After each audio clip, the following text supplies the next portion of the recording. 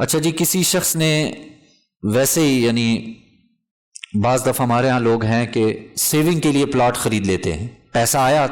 Plot لے کے رکھ لیا، نیت کچھ نہیں ہوتی، یہ بھی نیت نہیں ہوتی کہ بیچوں گا، یہ نیت بھی نہیں ہوتی کہ گھر رکھوں گا، بس یہ ہے پیسہ محفوظ کر لیا،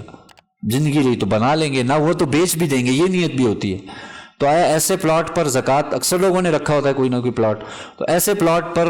جو مفتیان کرام فرماتے ہیں ایسے پر زکوٰۃ نہیں ہوتی۔ دیکھیں، پلاٹ اسی پر زکوٰۃ ہوگی کہ آپ نے تجارت کی نیت سے لیا تھا اور تاحال آپ کی نیت تجارت کی ہو، تب اس پلاٹ پر زکوٰۃ واجب ہو۔ آپ کی نیت ہی شروع میں نہیں تھی پلاٹ کی، بس ویسے ہی پیسے ہیں یار اکٹھے 25-30 لاکھ آئے، چلو ایک پلاٹ لے کے رکھ لیتے ہیں، بچوں کے کام آئے گا، رکھتے ہیں نا ایسے لوگ، اور دیکھ لیا بعد میں سوچتے ہیں یار اگر اچھا نکل گیا تو بیچ بھی دیں گے، تو اس پلاٹ پر پھر زکوٰۃ نہیں آتی۔ شروع سے نیت ہو آپ کی، آپ نے بیچنے کی نیت سے خریدا اور تاحال آپ کی نیت باقی ہے، تو پھر اس پر زکوٰۃ ہوگی۔